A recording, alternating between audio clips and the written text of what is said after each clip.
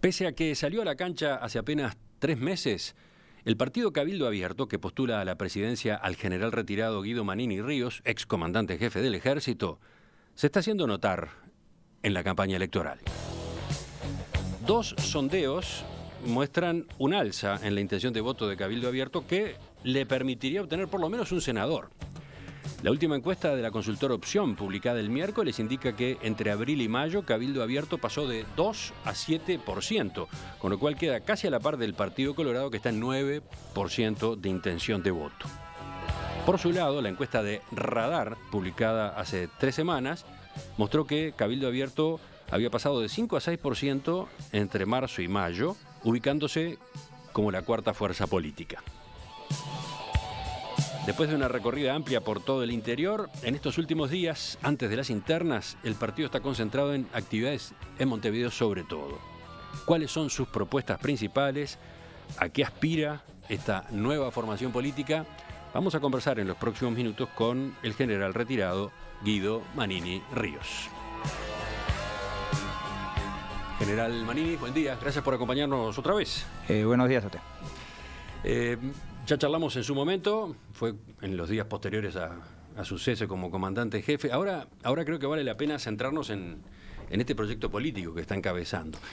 Si me permite, antes de empezar la entrevista propiamente dicho, yo quisiera hacer alguna precisión sobre algunas cosas que se hablaron en estos mismos micrófonos hace una semana, en la tertulia del lunes pasado, donde uno de los participantes agravió, por decirlo de alguna forma, o pretendió agraviar a mi familia, a mi persona, a Cabildo Abierto y a uno de los colaboradores de Cabildo Abierto. Yo creo que... Quizás sí, puede ser sí, me parece bien. El tema estaba previsto, de algún modo lo íbamos a charlar más tarde en el reportaje, pero si le parece, yo creo que lo hablamos ahora. Yo creo que es bueno precisarlo porque sobre todo me sorprendió por la trayectoria de este programa de la tertulia, tantos años presente en nuestra radio, ya es un clásico de nuestra radio, sobre todo del nivel en el cual esa persona hablaba, hablando desde, yo diría, desde el odio, desde el resentimiento, poniendo epítetos y calificativos sobre una familia, sobre todo sin tener la menor idea de la trayectoria y de lo que realmente hicieron esas personas que él nombraba.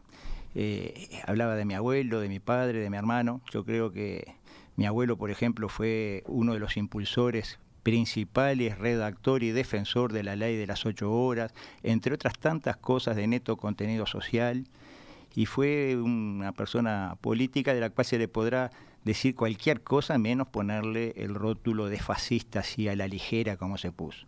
Sobre todo ese término fascista viniendo de boca de quienes nunca se cansaron de defender los regímenes más asesinos de la historia, que más millones de muertos tienen en sus roperos, la gente que realmente todavía hoy defiende las dictaduras que subsisten, que tratar de fascista así abiertamente a una familia e incluso a un partido, yo creo que no deja de ser un agravio gratuito. Aclaremos, usted se está refiriendo a una intervención que realizó Gabriel Mazarovich en esa tertulia del lunes pasado. Prefiero ni nombrarlo, creo que ni vale la pena nombrarlo. Simplemente acá en estos mismos micrófonos se habló en esos términos. Pero lo más grave de todo es que se le endilga a uno de los colaboradores de Cabildo Abierto el rótulo de asesino, cuando nadie, ni la justicia, ni nadie jamás lo acusó de asesino. Basta simplemente leer los expedientes, ponerse por dentro de qué se trata. Entonces yo creo que esa ligereza y esa forma a la cual se refirieron no está de acuerdo al nivel de lo que debe ser, o de lo que siempre fue la tertulia, ese programa que usted dirige desde hace tantos años. Me parece, a mí me chocó, me pareció que no correspondía. Por supuesto, viniendo de quien viene, de gente que está acostumbrada a hablar desde el odio, desde el resentimiento, sin ningún tipo de análisis lógico de las cosas, bueno, uno relativiza un poco, pero quería hacer esa precisión simplemente antes de comenzar. Ya que lo menciona, la alusión a uno de sus colaboradores y y con ese calificativo de asesino que usted mencionó, era a propósito de Eduardo Radaelli, ¿no? Sí, sí, Radaelli... Un ex militar que fue condenado en Chile por los delitos sí. de secuestro y asociación ilícita en el caso de Berríos, ¿no? La desaparición y muerte pero en todo caso, del chileno Eugenio Berríos, que ocurrió acá en Uruguay, ¿no? Ese caso acá en Uruguay fue archivado por falta de pruebas, después se reabrió en Chile con dudosos testimonios y terminó siendo, digamos, procesado allá en Chile. Cumplió lo que tenía que cumplir, que en ningún caso fue asesinato, como dijo acá alegremente el participante de la tertulia. Y a mí aparte me llama la atención que quien dice eso no tiene ningún problema en participar en partidos que han presentado listas y han tenido senadores, eso sí, comprobadamente asesinos, que también que pagaron sus cuentas con la justicia, pero que también pero que fueron eso sí asesinos, ¿no? Entonces calificar de asesino alegremente a alguien al que nadie, ninguna causa judicial ni siquiera lo acusa de eso, me parece demasiado a la ligera y que no está en el nivel que tendría que estar o que siempre estuvo un programa como La Tertulia que usted dirige. Sí, difícil controlar la forma en que se da la discusión en esas tertulias. No es ese el camino por el cual queremos que se den los debates, pero cada tanto ocurren, cada tanto se pasa la raya y los dichos van por el camino que usted recién estaba reseñando. Pero ahora, ya que mencionó usted el caso de Radaelli, usted a la hora de evaluar justamente la incorporación a su movimiento Cabildo Abierto, ¿de qué manera tuvo en cuenta ese antecedente de la justicia de Chile, esa condena por los delitos de secuestro y asociación ilícita? Mire, en todo caso, primero que nada tengo mis serias dudas de la veracidad de eso que se da tan por seguro, cuando acá la propia justicia uruguaya archivó el caso por falta de pruebas. Pero en todo caso, sea lo que sea, ya pagó con la justicia. Entonces, ¿qué vamos a seguir condenándolo eternamente? Radaelli es un colaborador y... ¿Qué papel juega en Cabildo Abierto? No, es uno de los tantos colaboradores que hay. La verdad que no importa papel que juega, simplemente que es una persona que está cercana al movimiento. Y bueno, y va a continuar, aunque a algunos no les guste, pero lo que no se le puede es acusar de lo que no es, de lo que nunca fue y de lo que nunca nadie lo acusó aparte. Enseguida volvemos ya para ordenar la entrevista a partir de lo que estaba previsto. General Manini, Cabildo Abierto se presentó en sociedad en marzo y usted asumió como candidato a comienzos de abril. Todo es muy reciente, ¿no? Entonces, ¿ya han conformado estructura política en todo el país? Sí, inmediatamente el partido se abocó a la organización. Teníamos tiempos, aparte tiempos legales, y bueno, se conformaron 60 y pico de agrupaciones, es decir, de listas a lo largo y ancho del país que van a ser las opciones que van a tener los electores el 30 de junio para votar en Cabildo Abierto.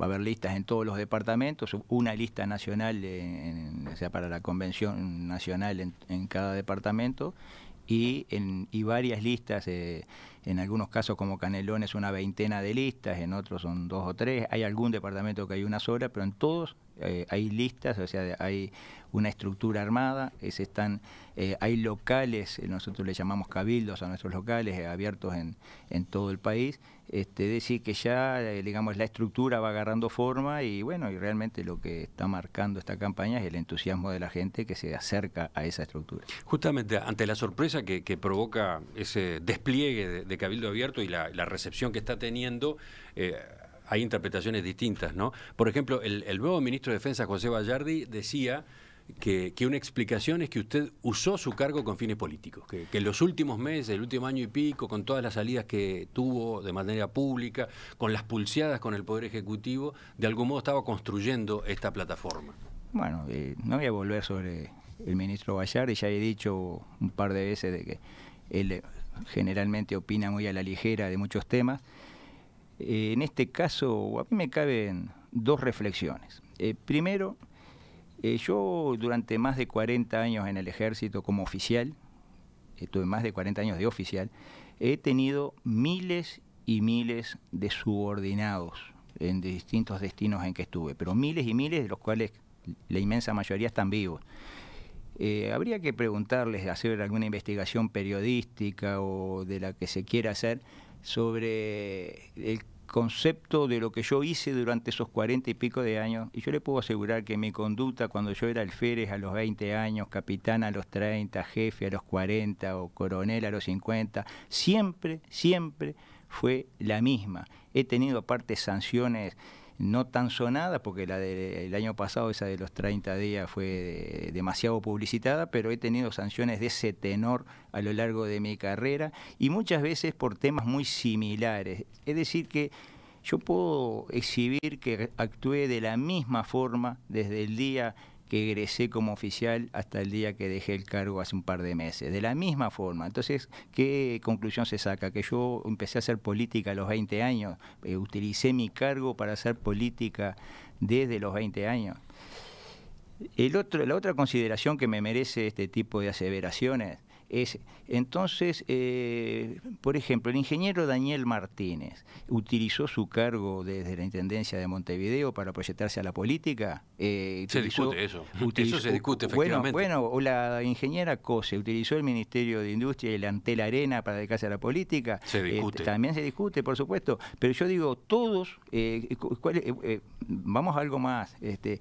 Andrade utilizó el programa Todas las Voces y utilizó su protagonismo como sindicalista. Decía, todos los políticos, la primera importancia es ser conocidos, y son conocidos porque vienen de alguna actividad en la cual se los conocieron, la gran mayoría, ¿no?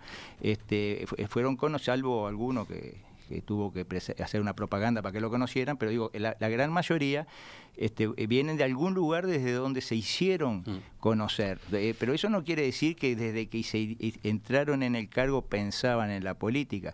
Por supuesto que yo, de esos 40 años, los últimos 4 donde fui comandante en jefe y estuve expuesto públicamente por razón de cargo, porque en el ejército prácticamente que la única persona que adquiere protagonismo mediático es el comandante, porque es el que es el vocero, es el que habla en los actos, etcétera. Bueno, pero decir que yo actué en política en esos 4 años, o sea, desde el día que me hice cargo ya estaba pensando en esto, yo creo que para mí es ridículo razonarlo así. Que después los hechos se van dando y uno empieza a mirar para atrás y dice, no, pero esto le sirvió políticamente. Bueno, puede ser, son todas consideraciones subjetivas, pero yo jamás pensé en hacer política hasta hace unos meses. Usted define a su movimiento como social artiguista y aclara que no es ni de izquierda ni de derecha. ¿Qué es eso del social artiguismo? Nosotros, pretendemos o decimos que somos artiguistas. Y el artiguismo es un movimiento que hace 2 siglos, liderado por nuestro principal caudillo, era de neto corte social. Es decir, social en el sentido de proteger a los más frágiles de la sociedad. Artigas, a diferencia de otros próceres del continente, tenía una singular cercanía con los últimos estratos de la sociedad, principalmente con los indios, que eran considerados lo más bajo de la sociedad, solamente por encima de los esclavos. Incluso con los esclavos de la familia Artigas él tuvo un trato muy particular. Pero aparte, todas sus políticas o sus documentos más esenciales están cargados de un neto contenido social. Decir artiguismo y decir social artiguismo son sinónimos, porque el artiguismo es social. Nosotros, al ponerle el término social artiguismo, o sea, cuando se organizó el movimiento y se le puso el término social artiguismo, se mostraba el especial énfasis en lo social, en esos grandes sectores de nuestra sociedad que están dejados al costado del camino, que por políticas que muchas veces quienes las llevan adelante se dicen socialistas o que buscan lo social, pero que son políticas que los eternizan en la situación de dependencia y de marginalidad. Nosotros creemos que una auténtica política social artiguista es una política que los ayude a salir de esa situación. Llama la atención cómo usted evoca justamente Artigas, la figura Artigas durante sus actos de campaña, esos que denomina cabildos abiertos. Por ejemplo, usted ha dicho, Artigas convocaba a la gente a cabildos abiertos, que eran esto, la reunión de su gente con el conductor. La reunión de su gente con el conductor. Es un mensaje donde usted resalta a un líder fuerte, a un caudillo. ¿Usted se siente ese conductor?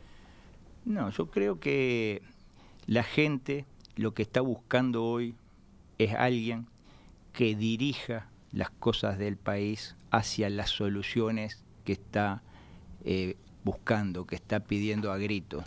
Uno percibe a lo largo y ancho del país una suerte de indignación por las cosas que están pasando. La gente busca a alguien que que timonee ese barco que sienten que está a la deriva. El conductor hoy es un paralelismo, un sinónimo del político que tiene que agarrar el toro por las guampas y sacar adelante al país. La pregunta vendría por este lado. ¿Qué está primero, el partido o el líder? ¿Cómo conciben ustedes este movimiento? ¿Los partidos son instituciones de intermediación con la ciudadanía? Sí, por supuesto que son, esas son aparte, son las reglas del juego, y el Cabildo Abierto es un partido estructurado, por supuesto con nombres no conocidos por la ciudadanía en su gran mayoría, por justamente no venir de la política partidaria tradicional. Es un partido, pero todos los partidos tienen que tener conductores que marquen los grandes lineamientos de hacia dónde va el partido. No existe el partido totalmente horizontal donde todos opinan y valen exactamente lo mismo, no. Los partidos tienen que tener liderazgos, y de hecho los tienen. Todos nuestros partidos tienen sus liderazgos, y esos liderazgos son los que marcan los lineamientos generales, y muchas veces son los que alinean, por decirlo de alguna forma, a la indiada atrás de esa dirección.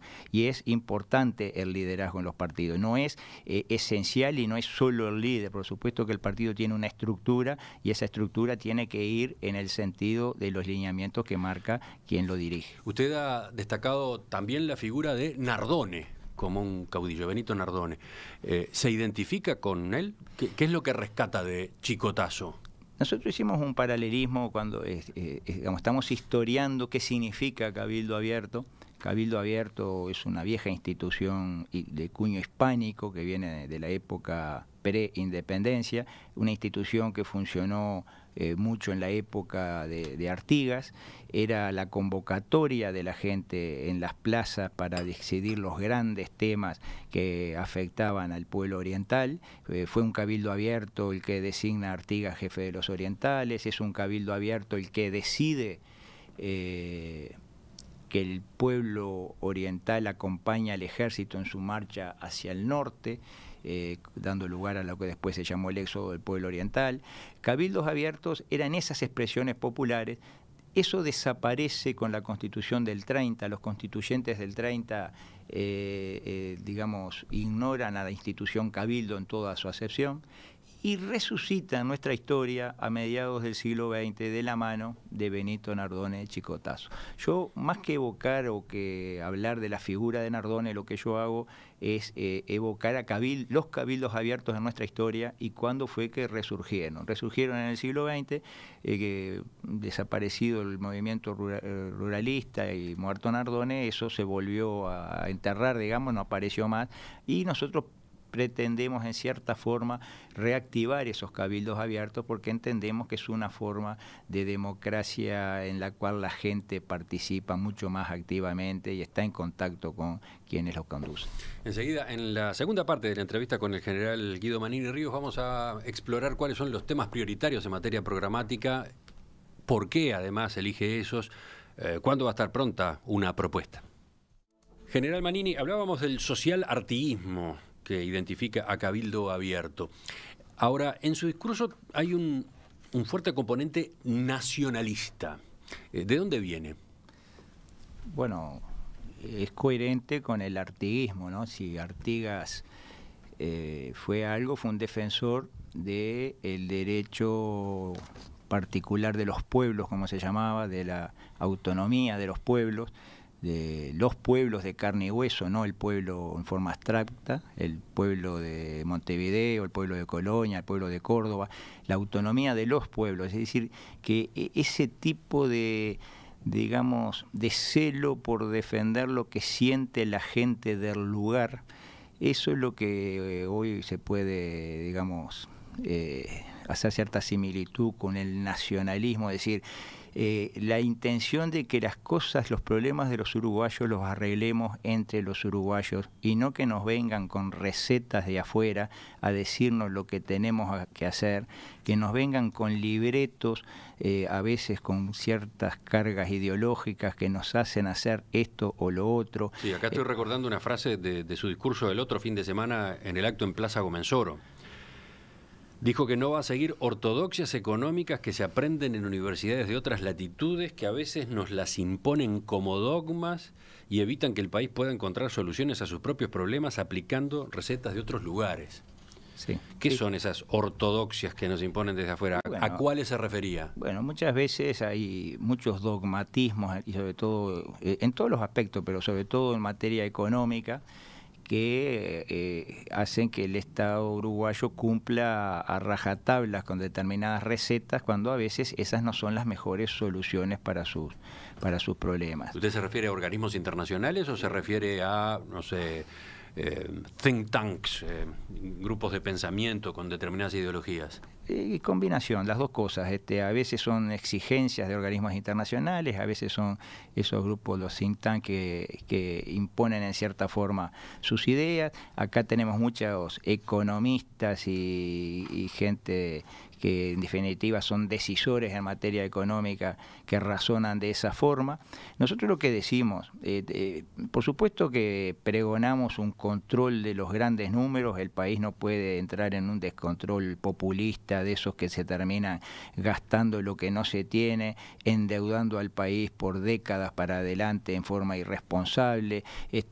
Nosotros pensamos que los grandes números tienen que ser controlados, el déficit fiscal, se debe gastar lo que entra y no más de eso. Se tiene que hacer, tiene que ser muy prolijo el manejo económico, pero también pensamos que el Estado uruguayo no puede mirar para el costado, no puede lavarse las manos en aras de que la mano invisible del mercado es la que va a arreglar las cosas, no puede permitir, como permite hoy, que todos los días cierre un tambo, que todos los días una fábrica que durante décadas dio centenares de puestos de trabajo quiebre, porque fríamente, si no le dan los números, que se embrome y que se vayan, porque en definitiva lo que se genera es mucho más caro para el Estado, porque el problema social que eso está generando, empezando por el seguro de paro inicial, pero después lo que sigue, el futuro de esa gente que dejó la actividad, es muchísimo más caro mantenerlo para el Estado. Entonces nosotros decimos que el Estado ni tiene que ser el emprendedor que lleve a las pérdidas millonarias a las que nos ha llevado muchas veces emprendimientos alocados, pero tampoco tiene que ser un Estado que se lave las manos en las cosas. Por eso nosotros decimos que la ortodoxia o a veces los lineamientos que vienen desde Adam Smith para adelante, del Estado mínimo, de no meterse, etcétera, etcétera, no es la receta para un país como el Uruguay. Y un último apunte para terminar de ubicar a su partido desde el punto de vista ideológico. Se lo nota a usted muy identificado también con el concepto de la patria grande, ¿no? Que curiosamente también está presente en algunos sectores de la izquierda. Supongo que esto tiene que ver con el pensamiento de Metol Ferré, ¿no? Bueno, empezamos con el pensamiento de Artigas, si usted quiere, y Metol Ferré, por supuesto, que era un patria grandista en serio. Yo creo que el término patria grande lamentablemente ha sido bastante desvirtuado, bastardeado por el mal uso que le han dado a algunos, que hablando de patria grande no dudaron en cortarnos los puentes durante 5 años, de gente que no estuvieron a la altura de las circunstancias, que no fueron estadistas, sino que fueron, como yo lo dije en algún discurso, gobernantes de pacotilla que se hicieron del discurso de la patria grande y en realidad la bombardearon por todos lados a esa patria grande. Entonces eso hace... Está aludiendo allí al kirchnerismo en la República Argentina. Por ejemplo, pero es que la patria grande aparece muy presente en el peronismo, en el justicialismo. Bueno, ¿no? Pero ahí está. Pero a veces están las palabras en los discursos, pero en las acciones se hizo exactamente lo contrario. Entonces eso lleva a desvirtuar, a falsificar el término. Pero yo creo que el concepto de Artigas, de patria grande, que llevado al siglo XXI es un bloque fuerte que se haga escuchar en el concierto de las naciones, porque está clarísimo que Uruguay solo está condenado a ser siempre un objeto de la historia, nunca va a ser sujeto de su historia Uruguay por el propio peso específico que tiene en el concierto mundial, pero sí puede ser parte de algo que sea sí sujeto de la historia, que pueda en cierta forma incidir en sus propias políticas internas, que sería esa patria grande tan, digamos, difícil de concretar cuando los estadistas, cuando los que están a las cabezas de los países que la podrían formar no están a la altura, y realmente hasta hoy no han estado a la altura, pero no deja de ser un concepto válido en el plano teórico, que desde la unidad de un bloque fuerte es la única forma de poderle hablar de igual a igual a los poderes del mundo. Si no, vamos a estar sujetos, históricamente vamos a estar condenados por los siglos de los siglos a recibir lo que nos quieran dar de otros lados, a que nos paguen lo que quieran por nuestros productos y a que nos vendan al precio que quieran sus productos, a que nuestros pueblos sigan en el camino del subdesarrollo eterno. Esa es la única perspectiva de futuro que hay si algún día nos podemos hacer algo para hablar de igual a igual a esos bloques. El camino lo han marcado otras regiones, lo ha marcado Europa. Europa, con la unidad europea, la Unión Europea, lo que ha hecho de varios países que podrían ser aisladamente débiles un gran bloque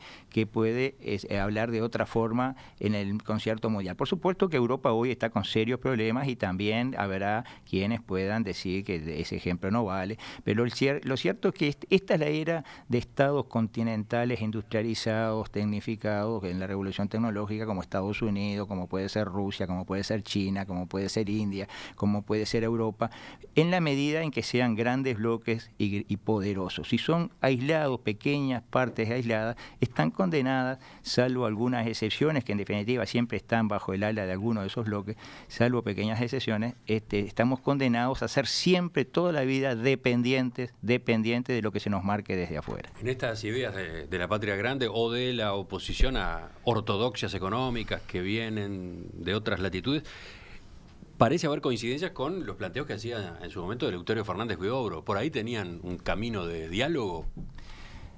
Bueno, no sé, podrá haber coincidencias. Yo creo que el pensamiento es uno, el pensamiento viene del más puro artiguismo.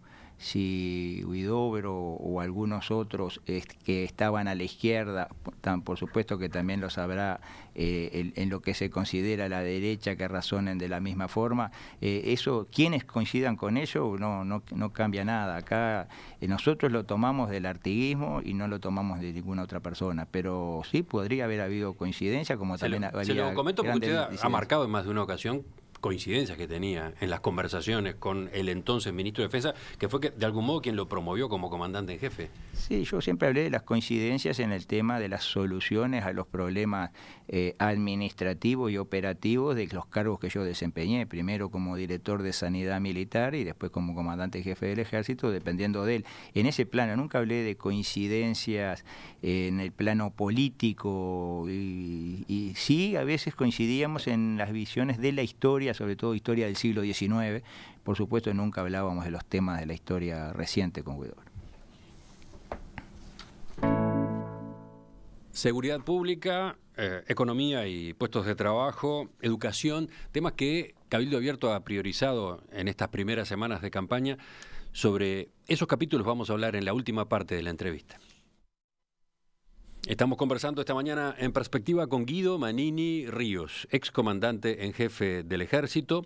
Había asumido el 1 de febrero de 2015, justo antes de que llegara a la presidencia de la República Tabaré Vázquez, todavía en el gobierno Mujica. Es licenciado en Historia por la Universidad Católica en el año 2010. General Manini, ¿cuándo van a presentar el programa de gobierno de Cabildo Abierto? Bueno, nosotros desde los primeros días de abril conformamos distintos equipos técnicos en las distintas áreas y están trabajando realmente en forma bastante intensa. Pensamos para la época de las internas, la primera quincena de julio, ya tener pronto nuestro programa y hacer el lanzamiento como corresponde.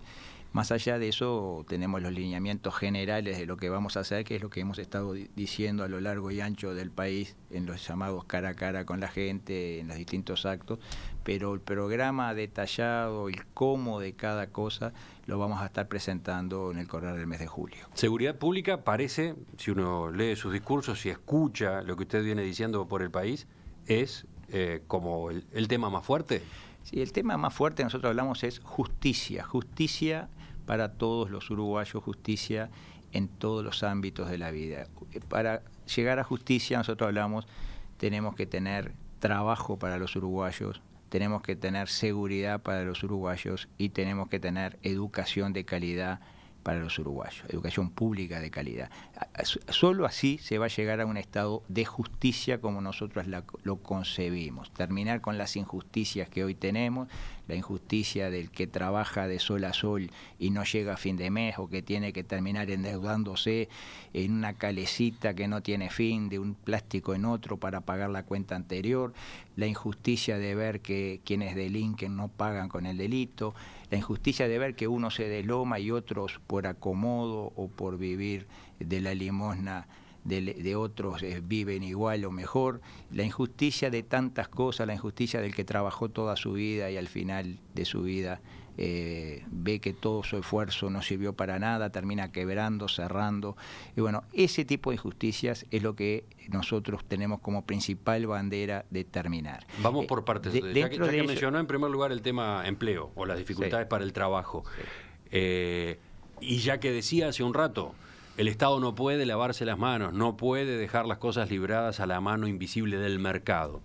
¿Qué medidas menciona usted o tiene previstas para aplicar en el corto plazo, en el año 2020, en la hipótesis de que sea electo presidente de la República? Bueno, nosotros estamos llevando al papel el cómo, digamos, la letra chica.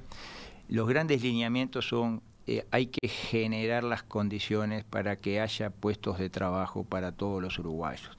El Estado puede ser director o puede ser impulsor de distintas áreas que generen trabajo para los uruguayos. Por ejemplo, Carolina Cose está proponiendo un plan de inversiones fuertes en obra pública, principalmente en infraestructura, mientras se llevan a cabo lineamientos que amplíen la matriz productiva de nuestro país.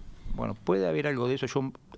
Yo he mencionado en algunos de mis actos el tema de la construcción de viviendas. Hoy hay 70.000 viviendas de déficit en el Uruguay. Se puede hacer un gran plan de construcción de viviendas.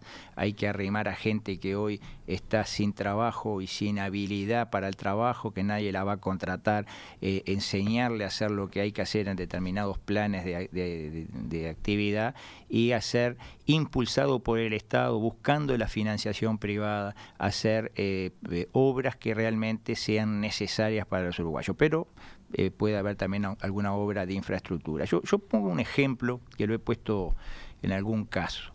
El Estado a veces es fundamental en el impulso para lograr vías de desarrollo. Aquí en este país hoy una de las principales riquezas del país es la riqueza forestal. Es uno de los rubros que genera hoy riqueza o divisas para el país y que incluso atrae plantas de empresas europeas, etcétera, etcétera. Esa riqueza forestal hace 32 años en el Uruguay no existía. Hubo desde el Estado un impulso, es decir, una ley, se pagó subsidios y desde ahí se empezaron a implantar los bosques y hoy hay 1 millón de hectáreas plantadas y hoy está esa riqueza. Es decir, que el Estado fue activo participante en la creación de una riqueza que hoy es uno de los principales rubros de nuestro país. ¿Usted promueve políticas de ese estilo en otros sectores? Sí, yo creo que sí. ¿Cuáles, por ejemplo? Por ejemplo, no dejar caer, porque algo así como lo forestal hay que pensar muy bien cuáles serían las grandes posibilidades del país. Habría que ver qué es lo que el Uruguay puede producir comparativamente mejor por su clima, por sus campos y llevarlo adelante. Pero, por ejemplo, no dejando caer sectores que hoy dan miles de puestos de trabajo. Yo le pongo un ejemplo. El sector arrocero hoy tiene a la mitad de su gente en seguro de paro. Está en una crisis sin final, viene en bajada hace tiempo. Hoy, en la última zafra, se sembraron el 60% 50% de las hectáreas que se habían sembrado hace 20 años. Y la mano viene que este año va a ser menos de la mitad.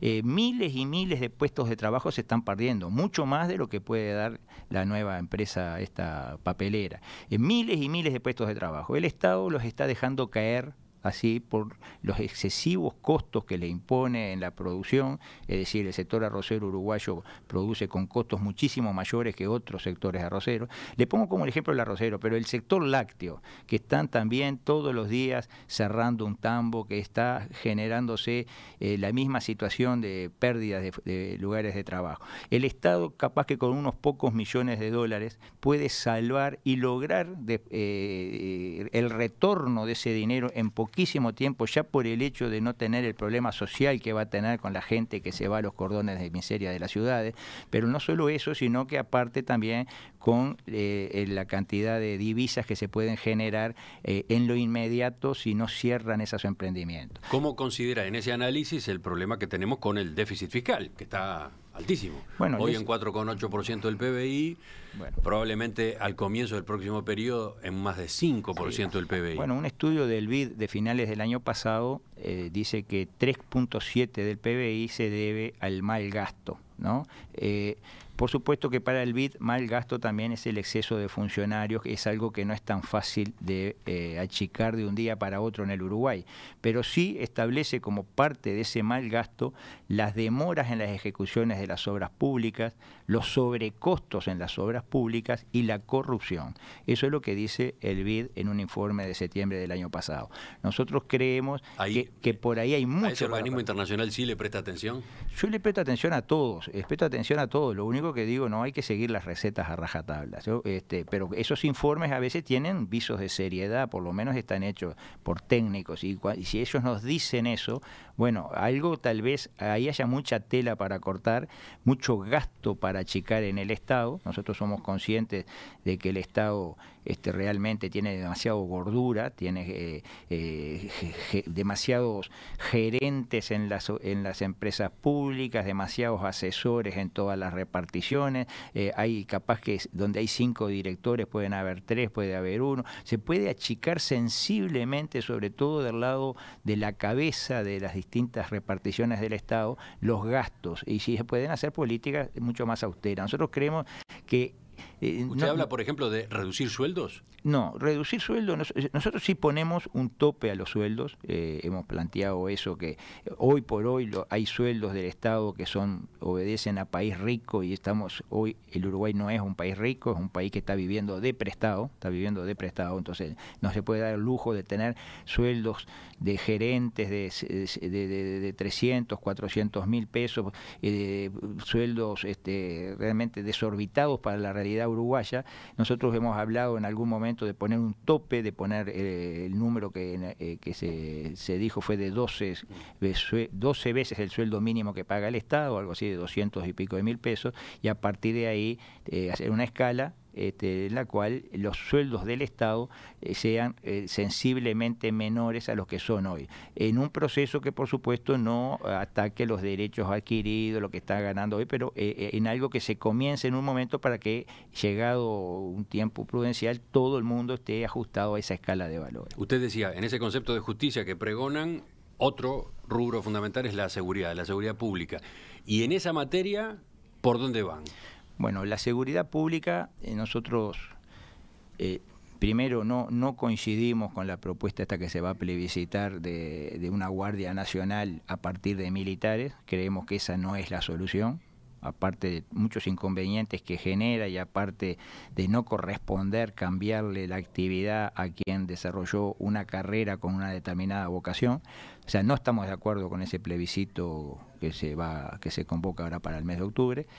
Pero sí creemos que se pueden tomar una batería de medidas que abarquen las distintas áreas en las cuales hoy está colapsando el ataque a la inseguridad.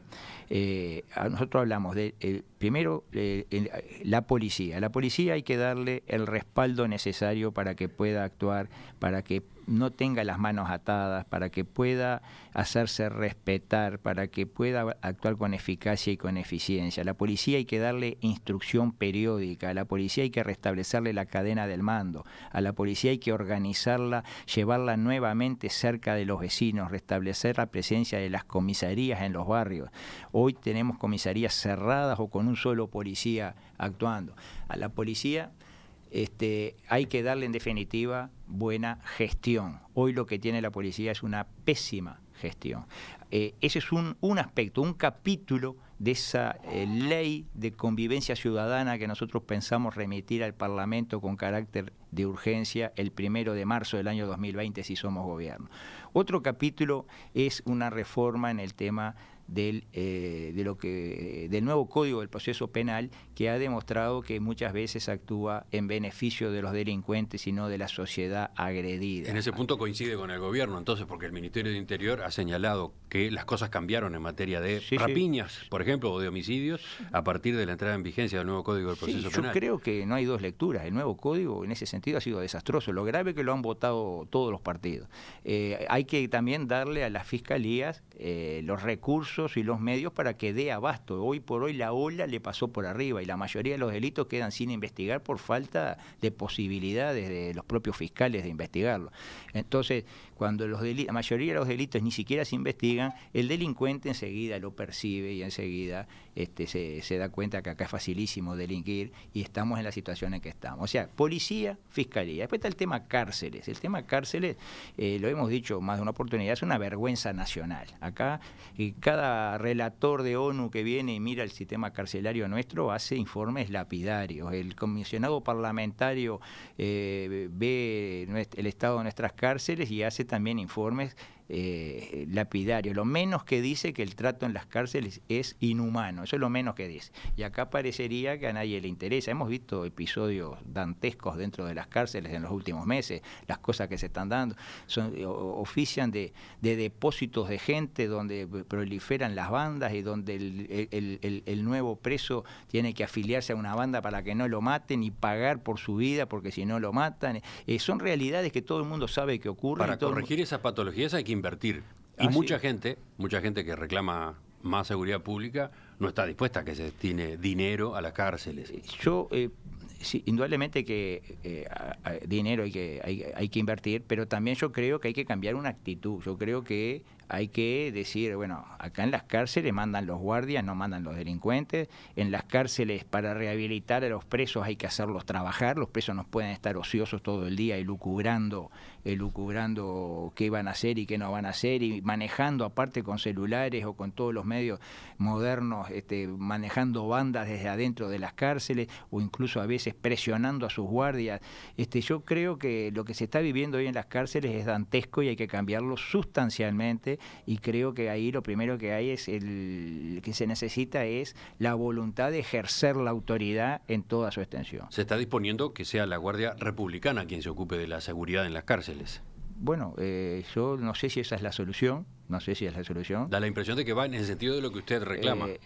Indudablemente que la Guardia Republicana también tiene otras muchas funciones que cumple. Si se la desvía para eso, tal vez deje de cumplir otras funciones. No, se ha aclarado que no, que lo que se va a hacer sobre todo en una primera instancia es pasar a la Guardia Republicana a los efectivos que hoy se ocupan de la seguridad de las cárceles, dotándolos del entrenamiento que tiene ese cuerpo, que es un cuerpo especial, ¿no? Bueno, hay que ver cómo se instrumenta. Tal vez pueda ser una mejora, que eso puede hacer. Nosotros creemos que es necesario crear una cárcel de alta seguridad donde haya un aislamiento efectivo de los delincuentes, una cárcel, incluso nosotros proponemos la posibilidad de que sea operada por militares esa cárcel. Allí sí, ¿habría presencia militar? Habría presencia militar. Hoy hay presencia militar en los perímetros de las cárceles, de las 7 principales cárceles, que creo que eso no está planteado que cese el perímetro militar, ¿no? En el proceso que está siguiendo el Ministerio del Interior, según anuncian, sí, efectivamente va a ir la Guardia Republicana con el correr de los años tomando también esa tarea, la de la custodia perimetral. Hay que ver también las posibilidades que va a tener la Guardia en este momento. Bueno, pero una cárcel operada con un sistema de relevo periódico de toda la Guardia, donde estén recluidos los pesos pesados del delito, los que hoy manejan bandas desde el interior de las cárceles, donde estén los narcotraficantes. Nosotros creemos, y este es otro capítulo, que es esencial para solucionar el tema de la inseguridad, terminar con el narcotráfico. Nosotros creemos que en un país como el Uruguay, de las dimensiones del Uruguay, 3 millones y pico de habitantes, la geografía que tenemos, no es imposible terminar con el narcotráfico, a condición de hacerlo con total firmeza, con determinación, sin corrupción, digamos, agarrando el problema de frente, enfrentándolo con todos los recursos posibles, terminar con la oferta de droga, porque es la única forma de empezar también a recuperar a los adictos, aquellos que son recuperables, darles los tratamientos necesarios con un esfuerzo grande desde el Estado, con la infraestructura necesaria, los profesionales necesarios. Bueno, pero la ley de la marihuana fue impulsada por Fernández Huidobro en particular, en su momento, como una forma de combatir al narcotráfico, de quitarle mercado al narcotráfico. Yo creo que en el poco tiempo que está en vigencia ya se está demostrando que eso no lo logra. El narcotráfico sigue campeante, cada vez vemos aparte más ajustes de cuentas y muertos entre narcotraficantes, cada vez, digamos, no hay estadísticas claras porque no se sabía exactamente el número de adictos anteriores, pero se presume y se percibe que el número de fumadores de marihuana ha aumentado, porque al ser legal ahora, a mí me lo han dicho varios quejándose, digamos, en las puertas de los liceos o en otros lugares ya se siente el olor a marihuana, digamos, ya hay una generalización digamos, del uso de la droga. Se perdió la percepción de lo grave que eso significa para la salud de la gente, porque es el propio Estado que lo vende y lo venden en farmacias. Nosotros creemos que toda la política antidroga que se está haciendo en estos últimos años es negativa, lleva a que cada vez haya más droga, y creo que eso se percibe. La gente me ha dicho varias veces, mire, ahí en la cuadra de mi casa hay 3 bocas de venta de pasta base, y nadie hace nada. Bueno, la política indudablemente está llevando a que cada vez hay más jóvenes, y son miles, que están destruyendo su vida en la droga, y tenemos que hacer un combate total si queremos en cierta forma ayudar al tema de la seguridad, ¿no? Enseguida, la última pregunta para la entrevista de hoy. Manini, para terminar, más allá de que, por supuesto, en estas propuestas que usted ha estado esbozando hay que profundizar y habrá tiempo, supongo, después del 30 de junio, ¿por qué Cabildo Abierto y no un movimiento dentro de uno de los partidos de oposición que ya existen? Por ejemplo, el doctor Julio María Sanguinetti en los últimos días ha dicho que no celebra a los nuevos partidos porque su proliferación perjudica a la oposición en esta coyuntura. Es más, hasta podría pensarse que facilita las cosas al Frente Amplio. Bueno, eso es una opinión del doctor Sanguinetti, yo no estoy de acuerdo. Yo creo que la riqueza de opciones enriquece, valga la redundancia, a la democracia. En definitiva, es la gente la que decide que si un partido tiene vigencia o no tiene, son los votos de la gente. Claro, pero la oposición se encuentra ante el desafío de mostrar capacidad de gobierno, capacidad de ser efectivamente una alternativa al Frente Amplio, por ejemplo, en un referéndum, en un balotaje que pueda darse entre octubre y noviembre. Bueno, eso, en definitiva, ese sentimiento de la gente. Nosotros pensamos que Cabildo Abierto, la inmensa mayoría de quienes están adhiriendo, están realmente por el cambio, y bueno, y naturalmente en el caso de un balotaje en el que no esté presente Cabildo Abierto, nosotros pensamos que vamos a tener posibilidades ciertas de ser nosotros parte de ese balotaje, pero si no lo fuéramos, creo que el grueso de nuestra gente está por el cambio, porque están realmente convencidos de que este país no aguanta 5 años más de lo mismo, que este país tiene que empezar a cambiar el 1 de marzo del año 2020 en muchos aspectos, cambios sustanciales, no parches, y creemos que 5 años más de lo mismo serían lapidarios para el país. Entonces habrá una instancia en el balotaje para que quienes quieran cambiar puedan actuar juntos. Habrá, yo lo estoy hablando como posibilidad, habrá que ver las propuestas. Cabildo Abierto hace sus propuestas, no se ata a las propuestas de ningún partido, ni del Partido Colorado, ni Nacional, ni ningún partido, no se ata porque cada uno tiene su forma de ver los problemas. Nosotros estamos planteando nuestras propuestas y que la gente sea la que decida a quién le va a dar su respaldo. General Manini Ríos, le agradezco que nos haya acompañado esta mañana en Perspectiva. Volvemos a conversar en cualquier momento. Bueno, gracias a ustedes, a las órdenes. En Perspectiva, más que un programa, más que una radio. Ya seguimos con ustedes hasta el mediodía.